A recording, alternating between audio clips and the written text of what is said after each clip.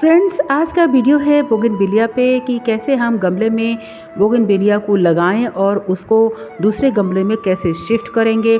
आप देख सकते हैं बड़े बड़े गमलों में ये बोगनविलिया लगा हुआ है। तो बड़े गमले से लेकर छोटे गमले तक हम कैसे बोगनविलिया की देखभाल करें, इस विषय में वीडियो के माध्यम से जानकारी दी जाएगी।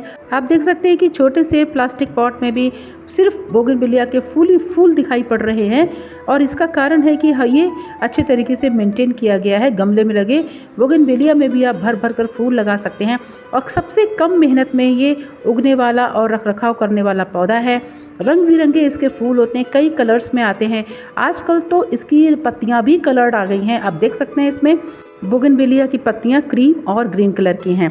इसी तरीके से बोगनविलिया आपका बाउंड्री वॉल के ऊपर भी हैंगिंग के तरीके से भी ये तैयार हो जाता है और इसको आप बेल के रूप में भी यूज़ कर सकते हैं।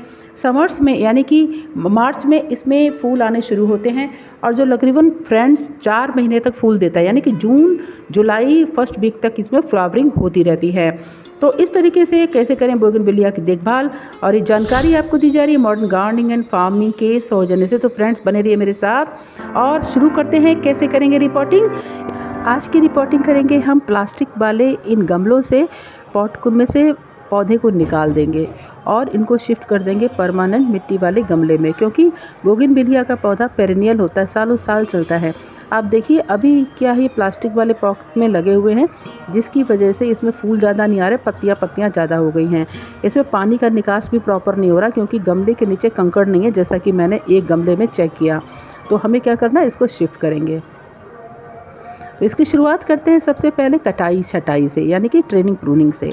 तो सबसे पहले आप देखिए साइड से जितनी भी ब्रांचेज हैं उसको हमें कट कर देना, एक एक करके उसको कट करते चले जाएंगे।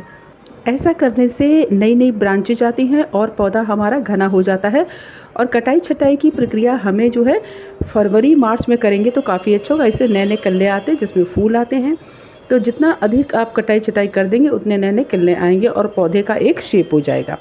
देखिए नीचे की तरफ झुकी हुई सभी टहनियों को इस तरीके से हटाना है। पहले रिपोर्टिंग करने से पहले आपको पौधे की कटाई छटाई करें, जो भी सूखे पत्ते उनको हटा दीजिए, इससे पौधा काफ़ी अच्छी ग्रोथ करता है। तो देखिए ये हो गया हमारा प्लांट तैयार, जिसमें कटाई छटाई हमने कर दी है। और इसके बाद देखिए कि कुछ तरफ थोड़ा सा बचा हुआ है, इसको भी अच्छी तरीके से हमें हटा देना है। साइड ब्रांच में आप देखिए 2 तरफ टहनी निकल रही, इन दोनों को भी हमें हटा देना है। तो ये पूरा पौधा हमारा तैयार है। तो फ्रेंड्स अब हमें क्या करना है, इस पौधे को रिपोर्टिंग करने के लिए इसका मिट्टी निकालना होगा। तो इसके लिए आप खुरपी का यूज़ कर सकते हैं, लेकिन जब आप पौधे की मिट्टी सहित पौधे को जब निकालें गमले में से तो थोड़ा सा पानी डाल दें, यानी कि 1 घंटा पहले पानी डाल देना है ताकि मिट्टी आपकी लूज़ हो जाए। ऐसा करने से पौधा बड़ी आसानी से गमले से डिटैच हो जाता है, यानी कि गमले से निकल जाता है। क्योंकि कई बार पौधे की जो जड़ें होती हैं ना वो अच्छी से नीचे मिट्टी को पकड़ लेती हैं, जकड़ लेती है, जिसकी वजह से थाला टूट सकता है, यानी कि मिट्टी टूट सकती है, जिससे पौधा हमारा ड्राई हो सकता है। तो ये तरीका आसानी से पौधा निकालने के लिए सही रहता है। अब पीछे से इसको थोड़ा सा पुशअप करेंगे, यानी कि थोड़ा सा धक्का देंगे और इस तरीके से ठोकेंगे। ठोकने से क्या होता है, मिट्टी लूज़ हो जाती है। तो किसी भी बेस को लेकर हम इसको गमले को हल्के हाथों से ठोकेंगे और ऐसा करने से जो मिट्टी है वो लूज़ होकर बाहर आ जाती है और पौधा जो है वो हमारा सुरक्षित रहता है। देखिए इस तरीके से हमारा पौधा इससे पूरी तरीके से निकल जाएगा। ये देखिए निकल गया है। और देखिए नीचे क्या था, इन गमलों में नीचे कंकड़ नहीं पड़ा होने की वजह से पौधे में मिट्टी जो है पानी ज़्यादा हो जाने की वजह से मिट्टी सड़ना शुरू हो गई थी, जिससे पौधा भी सड़ना शुरू हो गया था। तो अब हम क्या करेंगे, नीचे जो एक्स्ट्रा जड़ है उसको काट दीजिए। इसकी मेन मूसला जड़ होती है, अगर ये कट भी जाएगी तो कोई दिक्कत नहीं है, क्योंकि इसका मुख्य काम होता है पौधे को सहारा देना। पतली जड़ें होती हैं, जो छोटी छोटी पतली जड़ें होती हैं वो नहीं कटनी चाहिए, क्योंकि वो पौधे को खाना देने का कार्य करती हैं। तो ये हमारा पौधा है तैयार हो गया है। ये देखिए एक दूसरा पौधा जिसको कि मैंने रिपोर्टिंग के लिए निकाला है। इस तरीके से थाला भी ब्रेक नहीं होगा और पौधा आपका सुरक्षित रहेगा और किसी भी प्रकार से पौधे में ड्राइनेस नहीं आएगी। तो देखिए ये अब थाला सहित जो पौधा है ये हमारा रिपोर्टिंग के लिए तैयार है, यानी कि नए गमले में हम इसको शिफ्ट कर सकते हैं। बोगनविलिया को परमानेंटली प्लांट करने के लिए आपको मिट्टी के गमले में और कम से कम 15 से 20 किलो मिट्टी जिस गमले में आए ऐसे गमले में शिफ्ट कर देना चाहिए। और जिस गमले में आप शिफ्ट करने जा रहे हैं उसमें नीचे कंकड़ डाल दीजिए, उसमें छेद ज़रूर होना चाहिए। और फिर देखिए थाले के चारों तरफ हमें मिट्टी भर देना है। इससे क्या होगा, पौधे में जो भी एक्स्ट्रा वाटर होगा वो निकल जाएगा।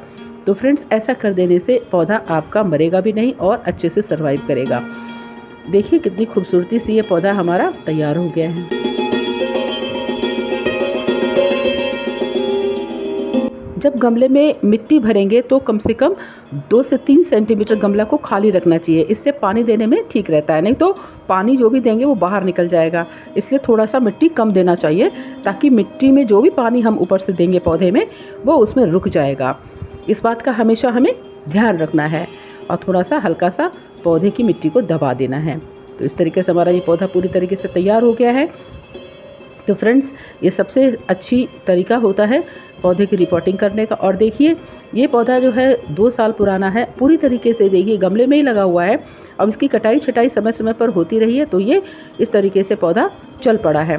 और रिपोर्टिंग करने के लिए कम से कम 2 साल में एक बार पौधे की रिपोर्टिंग यानी गमला ज़रूर बदलना चाहिए, क्योंकि एक गमले में लगे लगे उसमें काफ़ी न्यूट्रिएंट्स भी कम हो जाते हैं और नीचे जो जड़ें होती हैं वो आपस में एक दूसरे से मिक्स हो जाती हैं, जिससे पौधा अच्छे से ग्रो नहीं कर पाता। और लगाने के बाद उसमें थोड़ा सा गमले में हमें पानी दे देना है। देखिए हमने सारे ही गमलों को मिट्टी के गमले में ट्रांसफ़र कर दिया।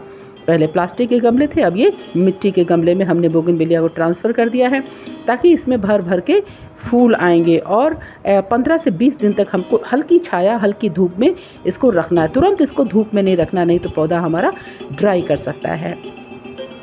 तो फ्रेंड्स, अब जानेंगे कि इसकी कटिंग्स कैसे बनाएंगे। जैसे कि आप देखिए अभी जिस पौधे को हमने रिपोर्टिंग किया उसकी कटाई छटाई करी तो उसमें कुछ कटिंग्स यानी कि हमने जो टहनी निकलती हैं बोगनविलिया की उसको हम कटिंग्स बना लेंगे। और एलोवेरा का जो पौधा होता है, देखिए पत्ती है ये, इस पत्ती में थोड़ा सा जूस होता है, उसी में रब करेंगे यानी कि उसको नीचे से उसमें लगा देंगे। और टहनी में अच्छी तरीके से जो कटिंग है हमारी इसमें लगाने के बाद इसको आप नीचे मिट्टी में गाड़ देंगे। आप चाहे तो एलोवेरा की छोटी छोटी कटिंग्स बना लें और इसी कटिंग्स में डायरेक्ट हम लगा दें उसको। आप देख सकते हैं कि किस तरीके से लगाया जा रहा है। हल्के हाथों से इसको उसमें अंदर से पुश कर देना है ताकि ये लग जाए। और ऊपर से हमें इसको मिट्टी दे देनी है, दबा देना है ताकि जो एलोवेरा का जो पार्ट है वो अंदर चला जाए। तो इससे क्या होता है, एलोवेरा के माध्यम से इस पौधे को नीचे से न्यूट्रिएंट्स मिलते रहते हैं और साथ ही साथ मिट्टी से पोषक तत्व मिलते रहते हैं। तो कटिंग्स हमारी ड्राई नहीं होती हैं और बड़े अच्छे से ये कटिंग्स सारी की सारी चल जाएंगे। तो ये बहुत ही आसान तरीका होता है कि एलोवेरा की छोटी छोटी कटिंग्स लेकर उसके में हम अपनी कटिंग्स को लगा दें और मिट्टी में दबा दें और उसके बाद उसमें थोड़ा सा पानी दे देंगे। तो हमारी ये बोगनविलिया की कटिंग्स जो हैं वो तैयार हैं। बड़े गमले में, मिट्टी के गमले में कुछ इस तरीके से रंग बिरंगे बोगनविलिया तैयार हो जाते हैं। तो फ्रेंड्स, आउटडोर रखने के लिए सबसे बढ़िया प्लांट होता है और बहुत ही आसानी से मेंटेन करने वाला होता है। इसमें ज़्यादा पानी की आवश्यकता नहीं होती है और इसको अधिक पानी से ज़्यादा दिक्कत है, कम पानी में ये होने वाला है। इसलिए अगर आप चाहते हैं कि आपके आउटडोर में फूल फूल हो जाए तो आप बोगनविलिया से बेहतर कुछ भी नहीं हो सकता है। तो आप इसको लगा सकते हैं। अब जानेंगे इस पौधे को हम कहाँ कहाँ लगा सकते हैं। देखिए इसको आप ज़मीन के में डायरेक्ट लगा सकते हैं, कहीं भी एक हेज के रूप में इसको यूज कर सकते हैं। और इसके 2 प्रकार होते हैं, एक तो गुच्छे गुच्छे आते हैं और एक होता है जो पौधे के फूल अलग अलग होते हैं यानी कि बिखरा हुआ गुच्छा। देखिए बिखरा हुआ गुच्छा होता है। तो 2 तरीके के टाइप्स इसके होते हैं, लेकिन जो गुच्छा गुच्छा होता है वो ज़्यादा अच्छा लगता है।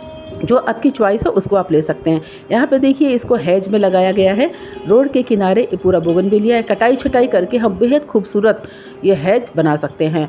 और देखिए इसमें नए नए कल्ले आ रहे हैं, तो इन्हीं कल्लों में नए नए फूल भी आ रहे हैं। लेकिन एक्स्ट्रा जितनी भी आउटसाइड में टहनियाँ निकली है उसको हमें हेज कटर के माध्यम से, सिकेटियर के माध्यम से काट देना है ताकि इसकी खूबसूरती मेंटेन रहे। इसके अलावा आप छोटे छोटे प्लास्टिक के पॉट में भी लगा सकते हैं। आप सेमी शेड में आउटडोर में रख सकते हैं और बालकनी जैसी छोटी सी जगह में भी आप बोगनविलिया लगा सकते हैं, जिसमें कि सुंदर सुंदर फूल खिलेंगे और आपकी जो बालकनी है वो फूलों से भर जाएगी। और गर्मी के समय में थोड़ा सा पानी का स्प्रे कर देने से ये थोड़ा सा और अच्छे से ग्रो करेगा। तो थैंक यू सो मच बने रहने के लिए मेरे साथ फ्रेंड्स। आपका बहुत बहुत धन्यवाद।